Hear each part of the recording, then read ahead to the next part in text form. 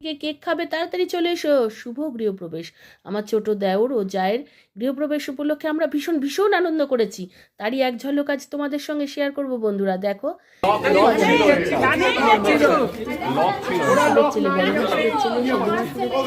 চলো আমাদের ছোট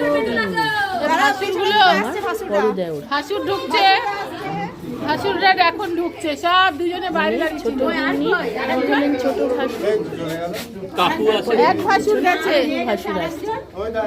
লম্বা লম্বা। এবার আমাদের কেক কাট। ইনি আমার সেজ ভাসুর, পেছনে আমার হাজবেন্ড।